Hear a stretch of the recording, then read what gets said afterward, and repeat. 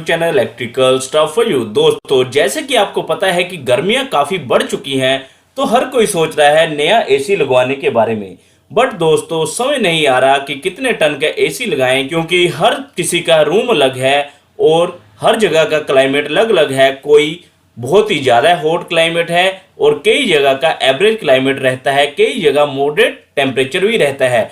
तो समझ नहीं आ रहा कि कौन सा एसी लगाएं, कितने टन का एसी हमारे रूम के लिए सही रहेगा, क्योंकि किसी के रूम पर डायरेक्ट सनलाइट भी पड़ रही है, बट किसी के ऊपर फर्स्ट फ्लोर भी है तो ग्राउंड फ्लोर पे लगाना है, तो समझ नहीं आ रही है। और किसी पर साउथ वेस्ट डायरेक्शन में दीवारें हैं जिससे धूप भी दीवारों पर सीधी पड़ रही है, तो कौन सा एसी लगवाएं, सारे के सारे कंफ्यूज हो पड़े हैं।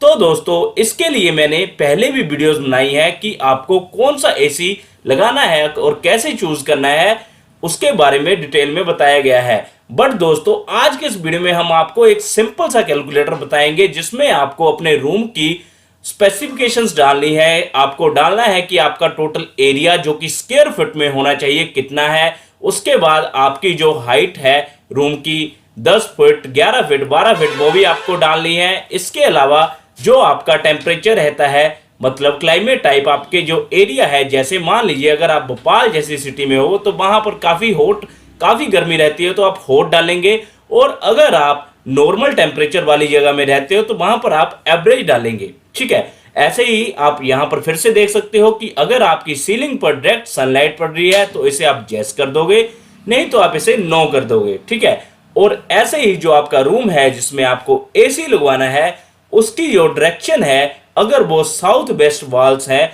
मतलब जो सनलाइट पड़ रही है वो साउथ डायरेक्शन से पड़ रही है, तो आपको इसे यस कर देना है, नहीं तो इसे नो रहने देना है।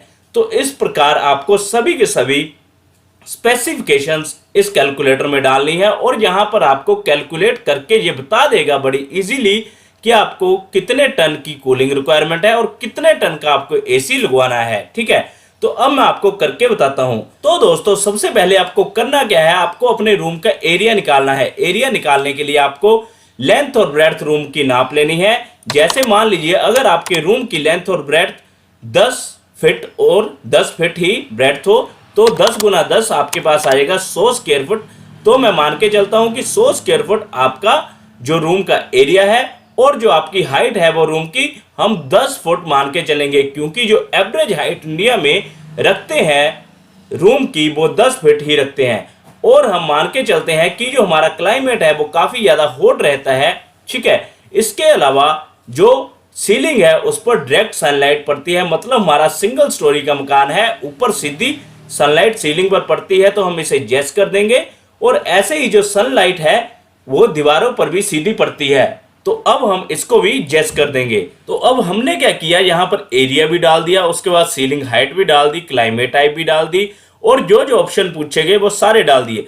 तो इस कैलकुलेटर ने कैलकुलेट किया कि इस स्पेसिफिकेशन के रूम के लिए 1.3 टन की कूलिंग रिक्वायरमेंट है, मतलब 1.3 टन की कूलिंग रिक्वायरमेंट है। तो हमें एसी कौन सा सजेस्ट किया, वो 1.5 टन का एसी सजेस्ट किया। अब वहीं पर अगर हम डायरेक्ट सनलाइट हमारे रूम पर नहीं पड़ती हो सीलिंग पे, तो अगर हम इसे नो करें तो यहां पर 1.3 की जगह 1.2 आ गया। और ऐसे ही अगर जो सनलाइट हमने वॉल्स पर डाली इसे भी नो कर देते हैं, तो यहां पर अब 1.1 टन रिक्वायरमेंट कूलिंग की इसने दे दी। ठीक है, और हमें जो एसी सजेस्ट किया वो 1 टन का किया। ठीक है, तो आप देख सकते हो पहले 1.5 टन का एसी सजेस्ट कर रहा था, जब हमने इनको नो कर दिया तो ये 1 टन का एसी सजेस्ट करने लग पड़ा। ठीक है, तो इस प्रकार से आप इजीली निकाल सकते हो कि आपको अपने रूम के लिए कितने टन का एसी चाहिए। अब हम एक और एग्जांपल लेकर चलते हैं। हम क्या करते हैं, यहां पर 200 स्क्वायर फुट का रूम मान के चलते हैं कि जो हमारा रूम है वो 200 स्क्वायर फुट उसका एरिया है, और जो उसकी हाइट है वो 11 फुट मान के चलते हैं। हमें सिंपल यहां पर वैल्यूज ही डालनी है। ठीक है, और यहां पर जो हमारा क्लाइमेट है इसे हम एवरेज कर देते हैं। ठीक है दोस्तों, और इसके अलावा इसे भी हम नो ही रखेंगे और इसे भी नो ही रखेंगे, तो ये हमारे पास आता है 1.9 टन की कूलिंग रिक्वायरमेंट है। और ये सजेस्ट कर रहा है कि हमें 2 टन का एसी लगवाना चाहिए इस रूम के लिए, जिसका एरिया 200 स्क्वायर फीट है और उसकी हाइट 11 फीट है। ठीक है, अब हम वहीं पर अगर इन वैल्यूज को फिर से चेंज करें कि एवरेज की जगह हॉट कर देते हैं क्लाइमेट टाइप को, और जहां पर डायरेक्ट सनलाइट को भी यस कर देते हैं, और इसके साथ ही हम जो सनलाइट दीवारों पर पड़ रही है उसे भी यस कर देते हैं। तो जो हमारी कूलिंग रिक्वायरमेंट है वो 2.3 टन दे दी, जबकि पहले ये 2 टन थी। ठीक है, तो अब इस केस में हमें 2.5 टन का एसी लगवाना पड़ेगा। इस प्रकार से सिंपल हम किसी भी रूम के लिए निकाल सकते हैं कि हमें कौन सी रेटिंग का एसी लगाना है। अब दोस्तों ये बहुत ही सिंपल सा तरीका है जिसे आप कैलकुलेट कर सकते हो। तो दोस्तों अब आपको पता लग गया कि आपको कैसे कैलकुलेट करना है, कैलकुलेटर में वैल्यूज डाल के। अब बात आती है कि आपको ये कैलकुलेटर मिलेगा कहां पर। तो दोस्तों सिंपल आपको मेरी इस वीडियो के डिस्क्रिप्शन में जाना है। तो आप देख सकते हो यहां पर डिस्क्रिप्शन में मैंने लिंक दे रखा है कि आपको कैसे राइट एयर कंडीशनर खरीदना है। तो आपको क्या करना है, सिंपल इस लिंक पर क्लिक करना है, तो आपको ये एक नए पेज पर ले जाएगा। तो दोस्तों आपको ये इस पेज पर ले आया जहां पर यह भी बताया गया है कि कमरे में कितने टन का एसी लगवाएं।